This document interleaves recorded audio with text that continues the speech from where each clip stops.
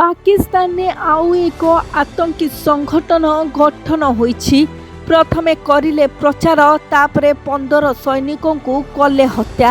ହଁ, ତେହରିକ ଇ ତାଲିବାନ ଏବଂ Baloch liberation army ପରେ ଏକ ନୂଆ ଆତଙ୍କବାଦୀ ସଂଗଠନ ଇତିହାଦ ଉଲ ମୁଜାହିଦିନ ପାକିସ୍ତାନରେ ବିନାଶ ଘଟାଇବାର ଆରମ୍ଭ କରିଛି। ଏହି ଆତଙ୍କବାଦୀ ସଂଗଠନର ଠିକ୍ ଗୋଟିଏ ବର୍ଷ ପୂର୍ବରୁ ଅର୍ଥାତ୍ ଏପ୍ରିଲ 11, 2025ରେ ପ୍ରତିଷ୍ଠିତ ହୋଇଥିଲା।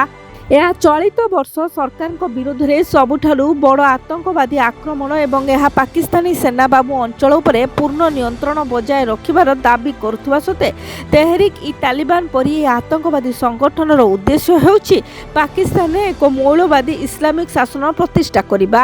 ଏହି ସଂଗଠନର ଅଧିକାଂଶ ଆତଙ୍କବାଦୀ ପାକିସ୍ତାନର ଖାଇବାର ପଖ୍ତୁଆନା ଅଞ୍ଚଳରେ ସକ୍ରିୟ ଅଛନ୍ତି। ତେବେ ଏହି ସମୟରେ ପାକିସ୍ତାନ ସରକାର ଏହି ଘଟଣାକୁ ଆଫଗାନିସ୍ତାନ ସହିତ ଯୋଡ଼ିବାକୁ ଚେଷ୍ଟା କରିଛି।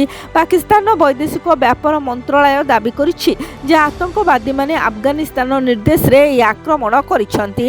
ତେବେ 2025 ମସିହାରେ ଖାଇବର ଅଞ୍ଚଳରେ ସକ୍ରିୟ 3ଟି ଆତଙ୍କବାଦୀ ସଂଗଠନ ଏକ ମିଶ୍ରଣ ପ୍ରସ୍ତାବ ଦେଇଥିଲେ।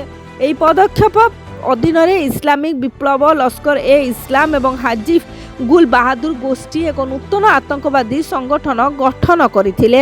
ଏହି ସଂଗଠନର ନାମ ହେଉଛି ଇତିହାଦ ଉଲ ମୁଜାହିଦିନ। ଗୋଟିଏ ସମୟରେ ପାକିସ୍ତାନ ସରକାର ହାଫିଜ ଗୁଲ ଗୋଷ୍ଠୀକୁ ଗୁଡ଼ ତାଲିବାନ ଉପାଧି ଦେଇଥିଲେ।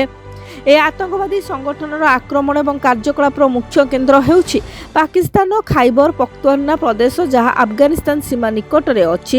ତେବେ ପ୍ରତିଷ୍ଠା ହେବା ପରଠାରୁ ଏହା ଏପର୍ଯ୍ୟନ୍ତ ସବୁଠାରୁ ବଡ଼ ଆକ୍ରମଣ କରିଛି। ଗତ ବର୍ଷେ ଧରି ଏହି ଆତଙ୍କବାଦୀ ସଂଗଠନ ଟେଲିଗ୍ରାମରେ କେବଳ ପ୍ରଚାର ଭିଡ଼ିଓ ସେୟାର କରିଛନ୍ତି। ଗୋଟିଏ ଘଟଣାରେ ସାମରିକ ଘାଟି ଧ୍ୱଂସ କରିବାକୁ ଧମକ ଦିଆଯାଇଥିଲା। ଏହାର ପ୍ରଚାର ଭିଡ଼ିଓଗୁଡ଼ିକରେ ସାମରିକ ପ୍ରତିଷ୍ଠାନଗୁଡ଼ିକୁ ଉଡ଼ାଇ ଦେବାର ଚିତ୍ରଣ କରାଯାଇଛି। ତେବେ ଏହି ଆକ୍ରମଣ ପରେ ଏହି ଆତଙ୍କବାଦୀ ସଂଗଠନର ପ୍ରଭାବ ମଧ୍ୟ ବୃଦ୍ଧି ପାଇପାରେ। Bureau report, Biraja news.